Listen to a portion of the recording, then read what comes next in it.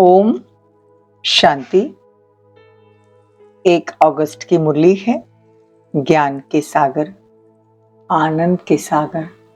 शिव परमात्मा कहते, मीठे बच्चे, माया की पीड़ा से बचने के लिए बाप की शरण में आ जाओ। ईश्वर की शरण में आने से 21 जन्मों के लिए माया के बंधन से छूट जाएंगे। प्रश्न है, तुम बच्चे किस पुरुषार्थ से मंदिर लायक पूजनीय बन जाते हो? उत्तर है, मंदिर लायक पूजनीय बनने के लिए भूतों से बचने का पुरुषार्थ करो। कभी भी किसी भूत की प्रवेशता नहीं होनी चाहिए। जब किसी में भूत देखो, कोई क्रोध करता है या मोह के वश हो जाता है, तो उससे किनारा कर लो। पवित्र रहने की स्वयं से प्रतिज्ञा करो। सच्ची सच्ची राखी बांधो। देखो, बाबा ने पॉइंट्स बता दिए कि अगर हमको मंदिर लायक बनना है तो ये 5 विकारों को छोड़ना है, फिर मोह के जो वश हो जाते हैं उससे किनारा करना है, और प्रतिज्ञा करनी है कि हम पवित्र रहेंगे। गीत है, तुम्हारे बुलाने को जी चाहता है। ओम शांति। भक्त सदैव बुलाते हैं भगवान को। भगवान को परमपिता परमात्मा कहा जाता है। कहते हैं, हे पतित पावन परमपिता परमात्मा, आकर के हम बच्चों को पतित से पावन बनाओ। तो जरूर हम सब पतित ठहरे, क्योंकि रावण का राज्य है।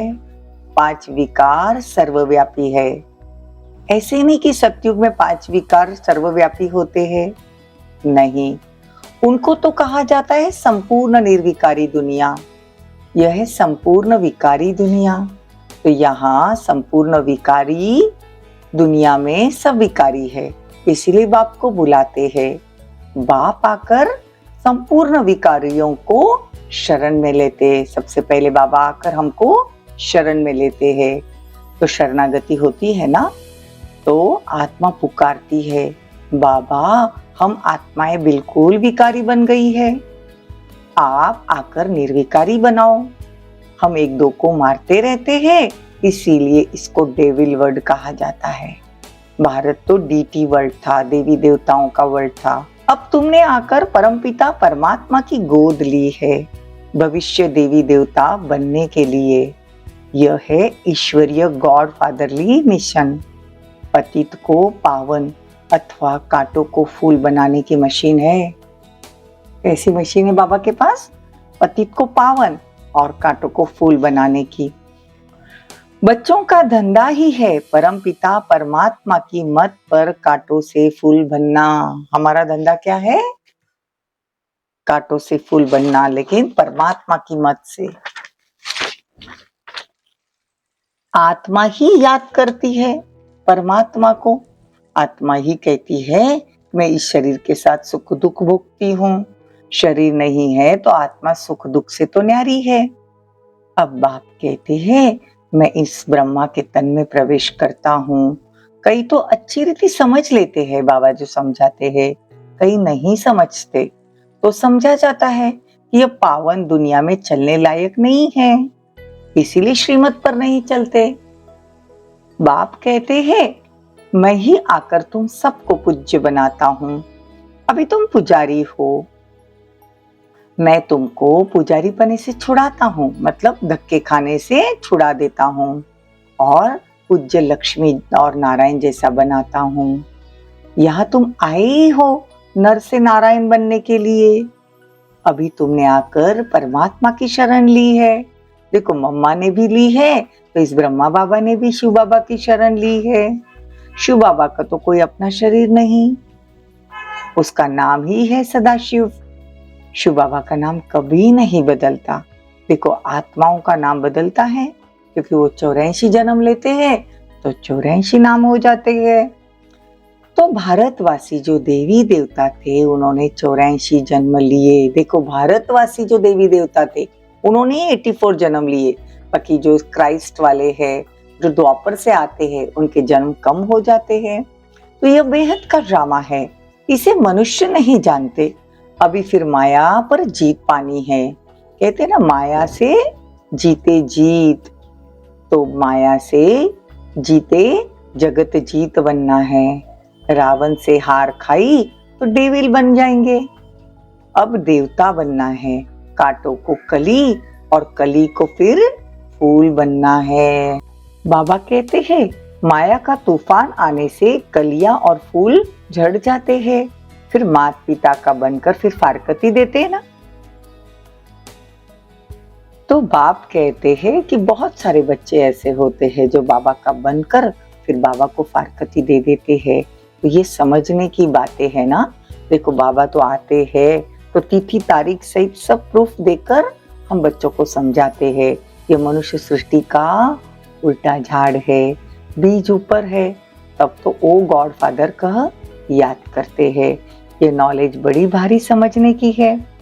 तुम बच्चे समझते हो सब आत्माओं का जो बाप है उनको ही याद करना है। हम ब्रदर्स है, मतलब आत्मा आत्मा को याद करके कोई फायदा नहीं, उससे वर्षा नहीं मिलने वाला। बाप आकर टीचर रूप में पढ़ाते हैं, सदगुरु बनकर साथ ले जाते हैं। तो सत्य तो एक गॉड फादर ही है ना, उसका ही सत्य का संग है। इसीलिए तो कहते हैं ना सत्य का संग तारे। तो अभी विनाश का समय है, सबको शांति धाम सुख धाम में जाना है। कई है जो कहते हैं बाबा नैया मेरी पार लगाओ, हम विषय सागर में डूबे हुए हैं, तो बाप को तो आना पड़ता है ना शांति धाम सुख धाम में ले जाने। यह भारत बिल्कुल अब पतित है, भोगी बन गया है। बाप कहते हैं योगी नहीं है, ये भोगी बन गया है। सत्युग त्रेता को कहा जाता है योगेश्वर का राज्य। कृष्ण को योगेश्वर कहते हैं, ईश्वर के साथ योग लगाकर पद पाना। देखो कृष्ण का नाम है योगेश्वर। दुनिया वाले ये भी नहीं जानते कि योगेश्वर क्यों कहते हैं, क्योंकि ईश्वर के साथ योग लगाया है और योग बल से उनकी उत्पत्ति हुई है। तो बाप कहते हैं सो तुम भी पा रहे हो। बाप कितनी अच्छी रीति समझाते हैं।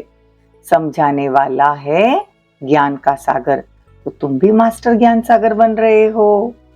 कहते हैं ना सागर को हप कर लिया, हम सागर को सारा हप कर लेते, बाबा का सारा ज्ञान हप कर लेते हैं तो सारा ज्ञान हमारे में आ जाएगा, फिर हम प्रारब्ध भोगेंगे।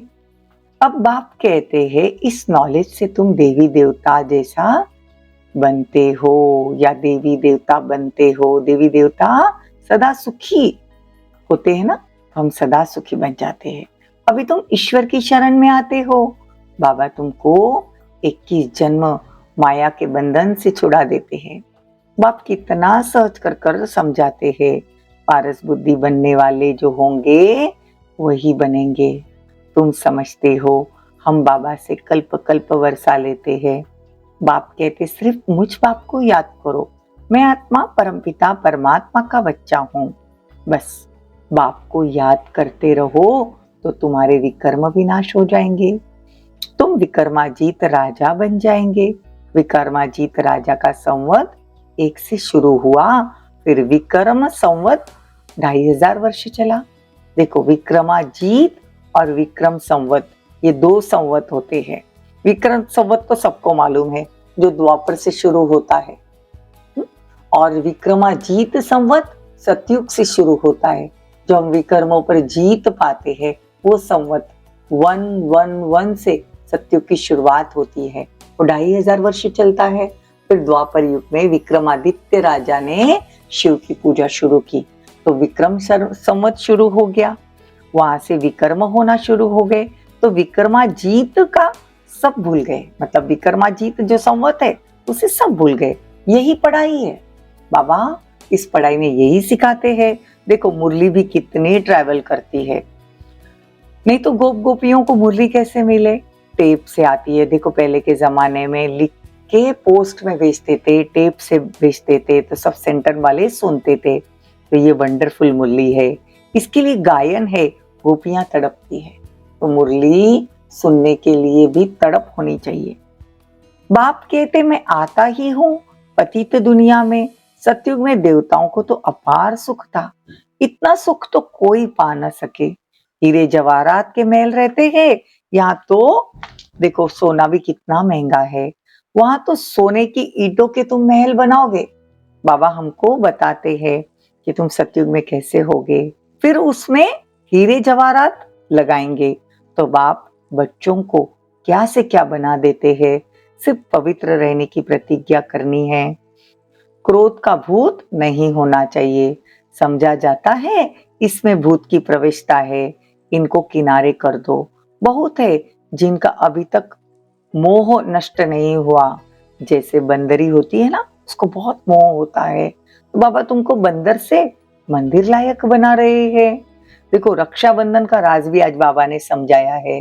राखी बांधने की बात नहीं है, ये तो बाप से प्रतिज्ञा की जाती है। मीठे बाबा, बेहद के बाबा, आधा कल्प हम भक्तों ने आपको बहुत याद किया, अब आप आए हो वैकुंठ का मालिक बनाने, इसीलिए हम आपके मददगार बनते हैं। हम प्रतिज्ञा करते हैं कि कभी भी अपवित्र नहीं बनेंगे, पवित्र बन भारत को जरूर पवित्र बनाएंगे। कितनी सहज बात है। अच्छा, मीठे मीठे सिकिलदे बच्चों प्रति माता पिता बाप दादा का याद प्यार और गुड मॉर्निंग। रूहानी बाप की रूहानी बच्चों को नमस्ते। हम रूहानी बच्चों की रूहानी माता पिता बाप दादा को याद प्यार, गुड मॉर्निंग, नमस्ते, थैंक यू, बहुत बहुत शुक्रिया।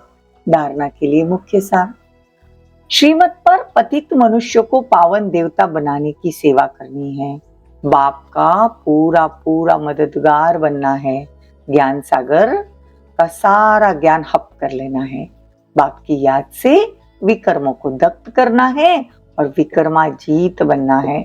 वरदान, कोई भी ड्यूटी बजाते हुए स्वयं को सेवाधारी समझ सेवा करने वाले डबल फलक के अधिकारी भव। देखो कोई भी कार्य करते, दफ्तर में जाते, बिजनेस करते, सदा स्मृति रहे कि सेवा के लिए ड्यूटी बजा रहे। अगर आप ऑफिस में भी काम करते हो तो उस ऑफिस के सेवा के निमित्त आपको बाबा ने भेजा है। इतना सरल स्वभाव होना चाहिए, सेवा के निमित्त यह कर रहा हूँ, तो सेवा आपके पास स्वतः ही आएगी और जितनी सेवा करेंगे उतनी खुशी बढ़ेगी। अगर सेवा के निमित्त उस कंपनी में आप गए हो तो बाबा कहते अगर ये याद रहे और वो संकल्प अगर हम चलाते हैं तो बाबा कहते खुशी बढ़ेगी, भविष्य में जमा भी होगा लेकिन प्रत्यक्ष फल में खुशी भी होगी। मतलब अभी तो आपको सैलरी मिल रही है, भविष्य के लिए आप जमा भी कर रहे हो, सेवा के निमित्त हो इसलिए, और अभी खुशी जो गायब हो गई है, कोई भी बात में इंसान खुश नहीं हो रहा है, कोई भी बात में इंसान संतुष्ट नहीं है, तो खुशी मिलेगी, तो डबल फल के अधिकारी बन जाएंगे।